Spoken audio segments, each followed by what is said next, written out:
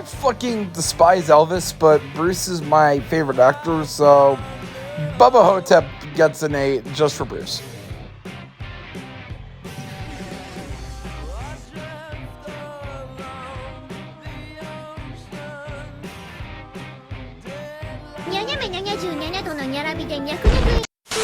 According to Giant Freaking Robot, this is Bruce Campbell's best movie, Bubba Hotep. Now, not you're thinking, what is this? Well, Bubba Hotep is about Bruce Campbell playing Elvis. Yes. So, plays Elvis, and a mysterious death plagues a Texas retirement home, which is where he's at. And it's up to him to take on a 3,000-year Egyptian mummy with a penchant for cowboy boots, bathroom graffiti, and sucking the souls of the buried living. And the guy next to him, JFK. Listen, man, I didn't watch the movie yet. This is collector's edition with Brucey Boy. Well, what makes it cooler? It's just... Oh, that does look pretty cool. Nobody fucks with the king, baby. Man, why is he always talking about stuff like this? I gotta look inside this thing. Is that Indiana Jones or is that a mummy? I think it's the mummy. A letter from Bruce Campbell. A letter from Bruce Campbell. Oh my god. Did he write? Oh, he didn't write all this. Alright, got it. Okay, let's read it. Let's read the letter.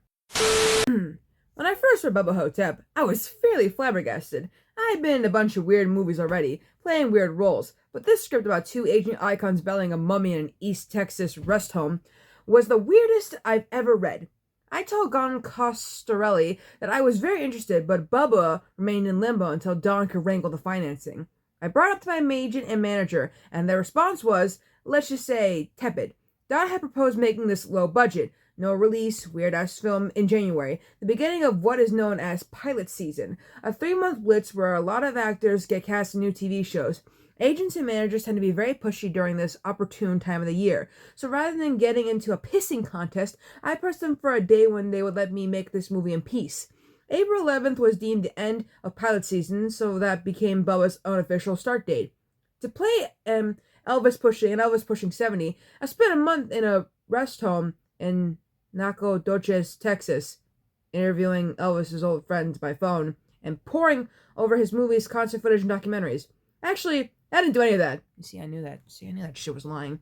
But I did spend 45 minutes in Elvis class with one of the best imitators in the business.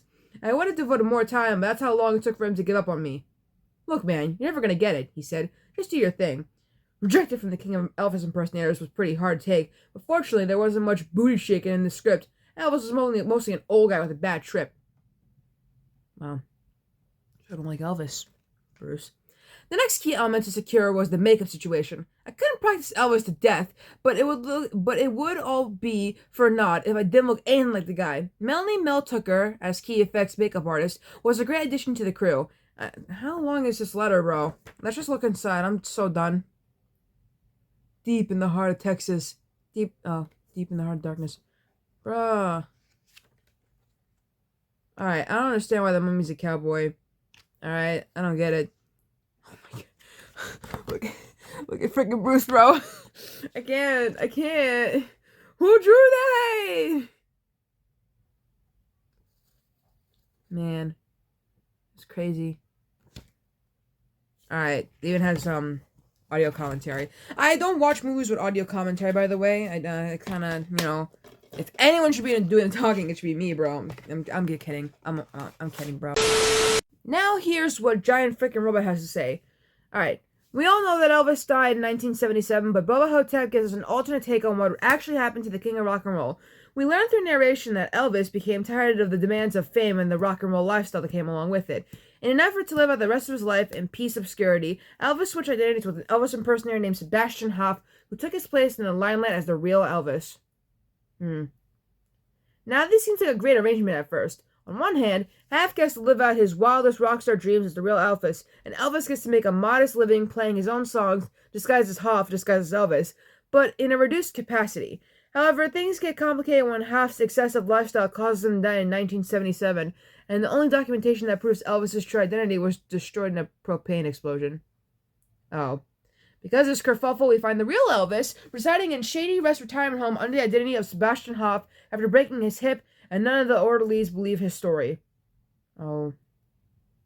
And the orderlies are right to be wary of Elvis's recounting of events in this Bruce Campbell film. Not only is this a ridiculous story to wrap one's head around without proper documentation to substantiate his claims, but the staff at Shady Rest Retirement Home hear these kinds of stories all the time from the residents. The most notable delusion they find themselves dealing with comes from Jack, a black man who insists he's actually President JFK.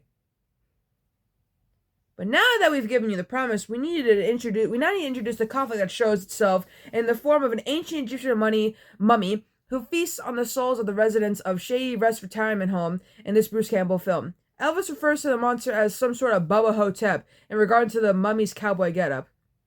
Though we're not quite ready to invest in Jack JFK's story, we find out that he's had a run-in with the mummy himself, and there's some validity to his claims. Although Jack claims to have had his brain replaced with a bag of sand, he's still able to vividly recount the very real experience in which the mummy tried sucking his soul right out of his butt.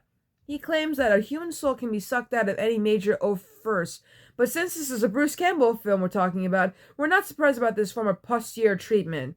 Alright, bro. Yeah, I mean, sounds cool. So, I get. Oh, and we're getting an Equalizer 3. Cool. Cool. Equalizer 3. Never watched Equalizer. Never have. It's true. Never did. Never cared for it. Never wanted to.